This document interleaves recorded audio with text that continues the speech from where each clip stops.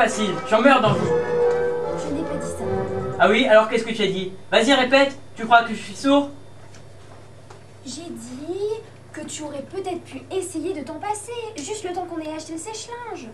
Pour une fois que tu m'accompagnes au magasin, au grand magasin, pour une fois. La vérité, c'est que je te gêne, ça c'est la vérité. Je t'embarrasse, tu as honte, honte de moi.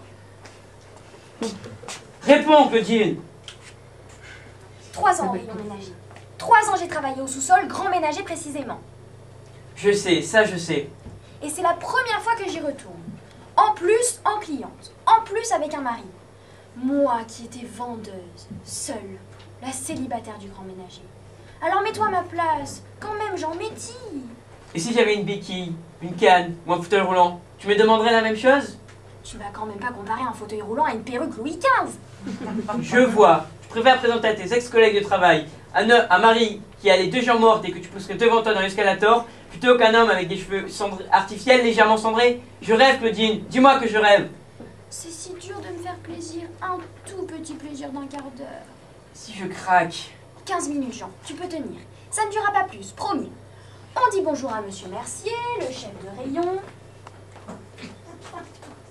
Oh, la Claudine! La Claudine! Elle a eu son mal, la Claudine! Oh, oh, oh! Quoi? C'est ce qu'il va te dire en te voyant. Il est très spontané comme chef de rayon, Monsieur Mercier. On lui commande tout de suite le sèche-linge. Oh, la Claudine! La Claudine, elle se paye un sèche-linge. Qui aurait pu croire ça? La Claudine! Il m'embrasse. On paye sans faire la queue. Je connais Martine, la caissière.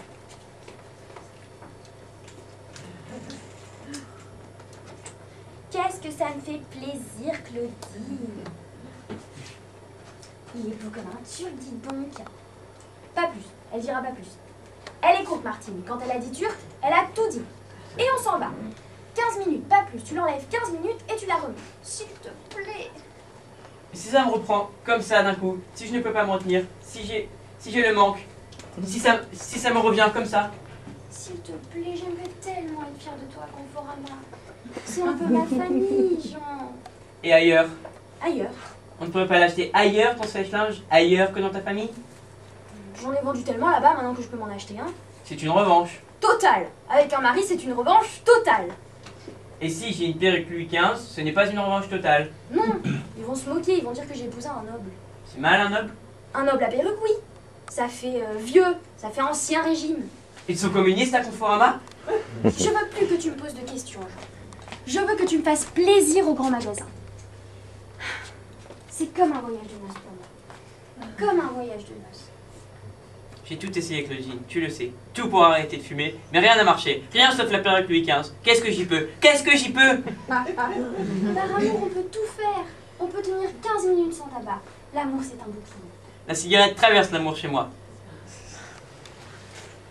Claudine, ça fait 3 ans que je t'aime dur comme fer, et t'as vu la couleur de mes bronches? 2 charbons. J'en rallume une, et c'est le grisou. Tout pète. Pleure pas, mon petit canard. Tu l'auras ta revanche. On va aller au rayon grand ménager, et je vais leur expliquer à ta famille. Et crois-moi, ils seront fiers de toi. Oui, fiers d'une femme qui préfère que son mari ait une perruque Louis XV plutôt qu'un cancer au poumon. Oui, fiers de toi. Le problème, Jean, c'est que ta perruque ne fait pas Louis XV. Elle fait Louis XVI? Louis XVIII? Elle fait tante. Tante? Grosse tante, fiotte, tarlouse. C'est les gens du quartier qui le disent, Jean. Quand tu passes, c'est ça qu'ils disent. Ils sont communistes, les gens du quartier? Je leur ai tout expliqué. Mais ils m'ont rétorqué qu'un homme qui arrête de fumer n'est pas un homme. Que les hommes, ils fument comme Churchill. C'est vrai qu'il en avait des couilles, celui-là. Seul face à des milliers d'avions allemands, fallait être un solide gaillard.